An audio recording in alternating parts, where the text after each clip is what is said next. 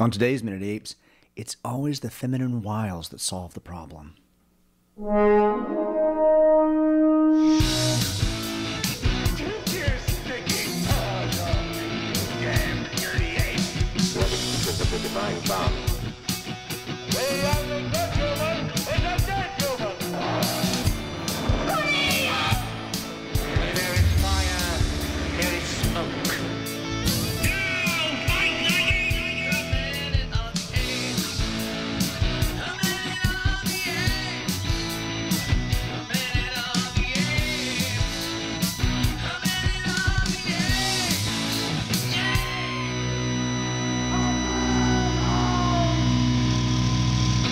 Hello and welcome to Minute of the Apes, the daily podcast where we break down every minute of the Planet of the Apes movies, 1 minute at a time.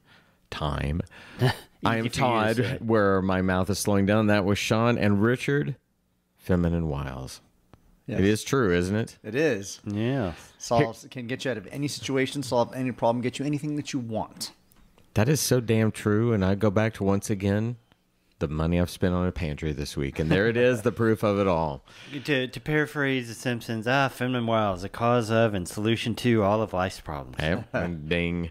All right. We've spent so many times this week kind of mucking about before the minutes. Why don't we jump right in? Minute 28. Sean, tell us what's going on. All right, we're going to start minute 28 with Ari looking like she's going to snog Davidson, and ends with Samos's aide being called while two humans leap to attention. All right, here comes minute 28. Planet of the Apes. You are giving me such a headache.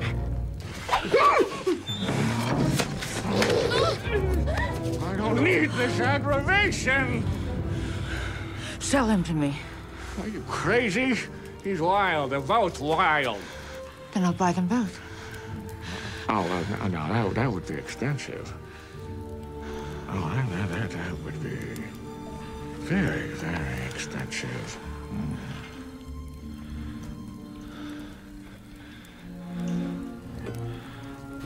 I'm sure we can, come to a deal. No?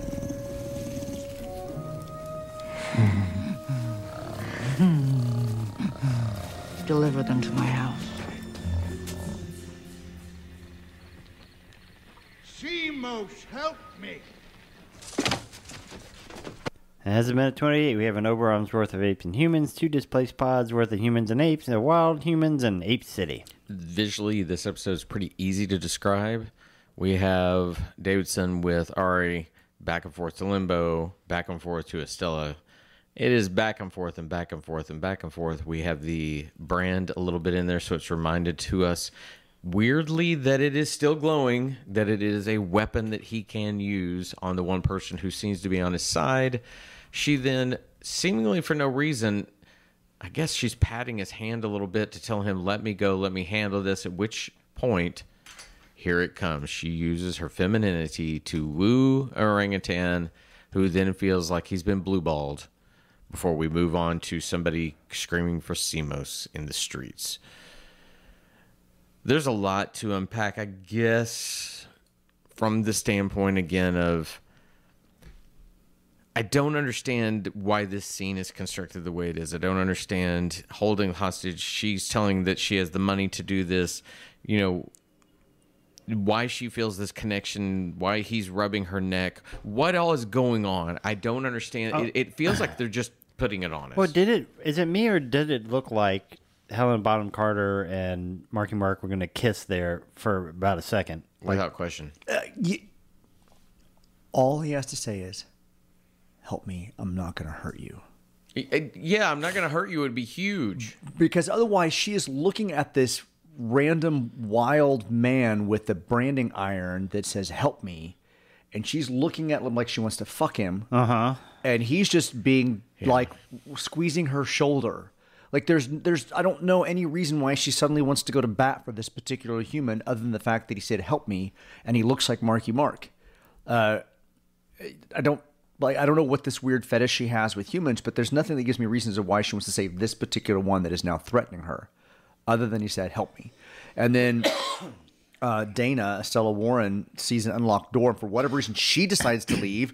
Nobody else does. Well, I was about to say, just her. How shitty are these guards that he has with him? That A, they leave gates open. B, people can just run out of the gate. They don't secure the gate after she's left. They don't chase after people that jump on the ceilings and run around. I mean, these guys, their job is to use the grabber to grab people off the cart. And then just use their hands because they give up after that. They're just the laziest guards ever. I guess because Ari had seen Marky Mark earlier in the street and he saw her tear, maybe there's a connection that we missed and that's why she wants him particularly. I don't know. But I don't know why she wants Stella Warren's character. She tries to escape, pulls around and you know, again, Ari looks back at Mark Wahlberg and goes, hey... Oh, well, this is going to be a hot threesome. Yeah, I'll buy them both. Yeah. Wow. But A hot threesome, but you're right. But I mean, I have no motive. I have no reason why she wants to buy either of these people to save them because they've done nothing other than the fact that he's threatening her and asked for help. And why isn't she asking, or why isn't she, if she has this money in this pool, why isn't she saying, I'll buy them all? Buy them all, yeah. Yeah. That would make more sense. And then you have the little dichotomy because earlier, and he's saying they're going to be expensive, but earlier in the movie he's saying they're garbage ones and he's going to have to buy them in bulk to get money off them. True. So obviously he's either lying about their quality or he's lying about them being expensive. But also he's talking about, are you crazy? They're wild. They're both wild, which implies that there are domesticated humans, like humans born into captivity that they've raised, just like we've broken down dogs from wolves to be a pug now. They have taken humans that are wild and have humans that are happy to live by their side, I'm assuming, because that's the only life they've ever known. They were born into a life of being a pet/slave, and their child was born into it, and their child would be born into it too. And so that we have our wild humans that they're out there capturing that Thade hates. And who knows, maybe Thade hates, like just some people hate dogs. Maybe Thade just hates humans. He hates domesticated ones. He hates wild ones. I don't know. Okay, so that kind of putting these two things together, I think that becomes an interesting idea. If there are domesticated humans and wild humans, and if they had, or just if they had set the lines, we're thinking about feral, domesticated and feral, because we have domesticated dogs, but we also have feral dogs. Regardless of that, to what I'm trying to say is that if they'd set a line of that there are types, and we knew that, well, of course we have the domesticated, of course we have our servants, you know, that they're, so that it's not weird that he can talk. He happens to be what's like, well, why is this intelligent one with the animals? That at least would be like, see, they're mixing with each other. You could have these conversations. We should have seen domesticated humans with the apes. Yeah. In Ape City while the ones were in the cart, because that'd just be like the dog catcher driving through with their dogs, the feral dogs that they caught. And when if he said what Richard said of I'm not going to hurt you. Does that we should have seen a human that was wild that attacked someone, you know, so that then when he said I'm not gonna hurt, I don't want to hurt you, maybe that's even more powerful. I don't want to hurt you, and she'd be like, oh my god, why is he in here with these, and this is the problem. But they don't even treat it like that. There's no sense or sensibility to this, because I don't take it upon what Estella's doing. And what's her character's name again? Dana. D-A-E. So a wild human's named Dana. Once again, this is there's an E in there. D-A-E. Dana. This is basically, but they haven't said her name yet. This is One Tree Hill meets Planet of the Apes is basically what it is. Well, okay, so Ari sees that Dana is now in jeopardy as well, which is why she wants to buy her as well, I guess, maybe. She's like, I want to save the two people that are probably most dire of being put down or whatever, I guess. Right. Maybe. Are y'all watching She-Hulk? Mm-hmm. I watched the first episode. I just haven't gotten back to it. Well, this is not a spoiler, but there's a character. Is this Dana with two E's, but not where you think? This is Dana with an E in it, but not where you think. It's Madison with a Y, but it's not where you think. Madison with two N's, but a Y, not where you think. I guess I get those somewhere. That's Dana with an E, but not where you think. She was in one episode, and she she stole the whole every scene she was episode. In. Hey, Wang Yi. We went back and played it again. Specifically because even when she starts, it's a throwaway. She goes, these flowers don't smell like anything. But you don't really catch it because you're not prepared for this random side character to suddenly have this big random breakout role. Just say you were texting 911. They can't arrest you. Which episode is this? The third episode? Fourth episode? Fifth, I think. I think it's fifth one. It's the I'm only latest one. watching to get to the Charlie Cox thing. I don't care a whole lot Well, about then it. you need to keep watching because I know. The tease end of the something, last episode, they teased him. Okay, don't tell me anything That's about all I'm it. gonna say. Because Daredevil being my favorite Marvel character, and I love Charlie Cox. Okay, so we just went off a tangent, right? Yeah. We don't know why she wants to buy Dana. Dana. Okay, so you get into these things that we're having, and this does feel like it's written. I know that it's not credited this way, but it feels written by committee because so many things are slapdash together. But written by community. If the three of us sat around a table, yeah, I couldn't get the word. Committee, thank you. If we're sitting around a table and writing, we need to banter these ideas. Yeah, but what's the motivation here? It feels so forced together that nobody had this logic of what is the story we're telling. And I get to that point later this week where I got a frustration point of like, what are they telling me? I don't understand. Well, so you think it's by committee. I read this as somebody wrote this in one setting and didn't go back through and begin to kind of get that feedback. It's a first pass and that's it. Exactly. Yeah. The whole idea that, Limbo says that would be expensive, very, very expensive. And he starts petting Dana's hair a little bit, I guess trying to say because she's a woman, because she's blonde, because she's pretty. I'm not really sure why she'd be more expensive than Leo. But then it says, Ari says, I'm sure we can come to a deal. Limbo scratches his head. He can't resist. So did they, in the scene, have to come up with a reason why he couldn't resist, and that's because Ari kind of slightly throws herself at him? I mean, it was like the vague implication implication that she's suddenly going to like give Limbo something, jerk him off, sex or whatever. Yeah, it was really odd. Just like, by the way, I know it's going to be expensive, but you know what? We can come to a deal. Do you think because they use all four hands, they use their feet to jerk each other off? Is that like foot porn or we don't see under the camera? Do they have a wiki feet in this world, or are they like all wiki hands? Yeah, I was trying to find out. Hang on a second. I really want to know this. About. Hang on just a moment. There was a writer's strike in 2001. It makes me wonder if the impending writer's strike closed them down from doing revisions of this, and if it were rushed because it's such a big property and knowing that that's coming. Because it does feel, whether it's by committee or whatever it is, and it doesn't even have to be a round table of writers. It could be I wrote it, Sean took it and did a draft, but nobody talked to the commonality of how it should work. I even think with the coming moment where the sexuality of this thing is aped up, that the tickling under the chin, he doesn't really do anything with her except kind of hold her hand back and then strokes her head. I'm like, there's even sexuality to humans that it's like there's no tonality hole. Well, Thade's whole thing telling him he smells like humans and Thade kind of threatening him. If we knew that Limbo were somebody that were having relations with humans, this would make a little bit more sense and why he's in this trade. He's in this trade because he's an abuser and he can abuse humans as part of his thing. I mean, that would be interesting. They wouldn't have done it in 2001, but that'd be interesting. They wouldn't, even if it could be better implied if that's the suggestion. It really, honestly, when I look at it right here, when I read it, it seems like somebody goes, okay, this is good dialogue. I can move him here. I need to get this done. This is how I'm going to get this done. I'm going to do this. And they just went through it once. And then now that it's filmed and you're looking at it, you're going, okay, this doesn't really make any sense. Why Ari is suddenly flirting with Limbo. Why she wants to buy both of them. Right. But it makes sense point by point wise to me, it makes sense point by point where it goes. Yeah. It just doesn't really... thematically make sense for the characters to do these things. There's nothing that resonates.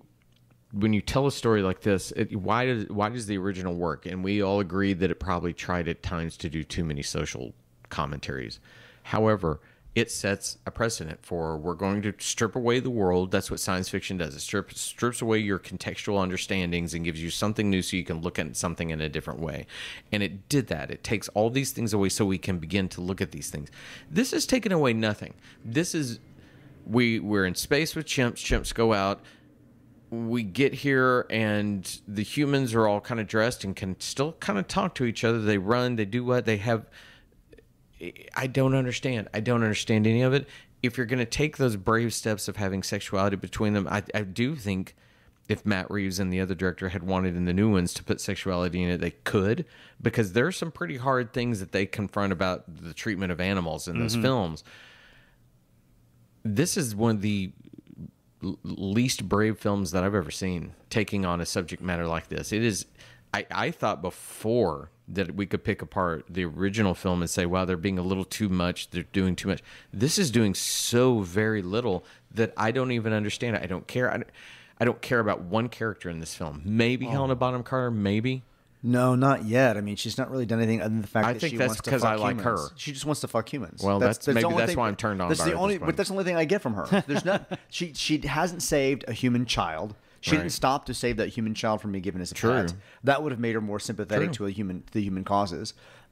She's just hot for Marky Mark. That's all. That's all I see. That is officially the name of this episode. That reminds me of an old joke that it's like a guy walks in a bar, sees a guy sitting at the end of the bar getting really drunk. He's mad, he's really pissed off. And guy walks over and says, "Hey, what's the matter?" He goes, "What's your name?" He goes, "Well, you know, my name's Sean, but you know, you see that fence over there, that big wooden fence? Yeah, I built that by hand. One day, built that all day.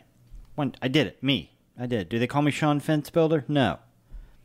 See that church over there? Yeah, I built that in 2 days with my bare hands. They call me Sean Church Builder? No. You see that school over there? Built that in a week with my own hands. They call me Sean School Builder? No. You fuck one sheep. Nice. That's funny. Yeah. Makes me wish I'd brought a snare drum and a cymbal. But yeah, so she's a human fucker. Yeah. You fuck one human, that's all they think That's about. all they think about. Stephen King does the storytelling is chasing a cat up a tree and then having all the characters throw rocks at it as she tries to get down. I don't even know that Marky Mark's up a tree. I don't know. We don't know what the stakes are. I mean, He doesn't even feel like my main character anymore. You know, if He's not doing anything. There's not stakes would have been upped if he would have been the one that would have been branded and then thrown back in there, and then that's why he's got more of a reason to get the brand. Agreed. And then he can be more threatening with your, please help me, I'm not going to hurt you, even though he's acting threatening because he's the one that's been branded. We only brand women. Okay, well, even with that, let's up the stakes. He and Dana have exchanged looks. I'm never going to remember the names in this movie because, again, it feels like a soap opera. He sees her branded, and when she comes in, if he went over caringly, why the fuck doesn't he stand up and go, why the fuck are you branding people? And they're like, why are you talking What to us is like going that? on? We would finally have some attitude in this film. But he is so passive. So passive. I need my poltergeist clip of the girl showing up at the end. What's happening? Well, then you know what? Eventually, he's going to look over, and we're going to have the Marky Mark moment of, tell your mother I said hello. Say hello to your mother. It's like, seriously, it's like, that is all that's coming in this. He's doing nothing. He's not questioning or observing this world at all. He needs to be us. I don't understand what's going on here. Thank you, Marky Mark. I don't either. Help me. The only thing that I understand is she goes delivered into my house, and then we have a shot of a house. Well, and even with That's how that ends. Well, Delivered to my house. Here's a house. Well, no, okay, so we cut to that outside shot, and I couldn't tell from the clip, and I forgot to actually watch it on my TV. Is that a statue, or is that a guard there in the bottom? I can't tell if I the think head that's a moves or person not. for sure. That's the way I took it, because then we also get the, what is it, See Must Help Me? He or must help me, and so I is that sort of God help me? Is this like Jesus help me, or is he actually talking to a person named Seamus? Well, I don't and know. I was like, is he a weird court jester have that's they out said- performing? Have they said Seamus yet? Yeah, At well, all? yeah, No, this is Seamus the help first. me. This is the first time. All right. Yeah, this is the first time they've made This that. is the first mention. time we've I heard guess the because term I've watched Seamus. the next couple of minutes, I know a little bit more about that. Well, that comes into Or play in a watch the little film. bit, and I don't mind you teasing things I don't know and tell me later. But Jesus, that shot is so poorly lit too that I kind of thought I had to watch it 2 or 3 times. I was like, okay, is that a street preacher who's saying something? Yeah. Is that a court jester? Is that a homeless ape or something? It was hard to tell. It looked like because to me it looked like almost like a statue of a person in armor holding I thought so a too. shield or something. I did the same thing and watching, because we ripped these minutes and then watched them all on our laptop. I did the same thing.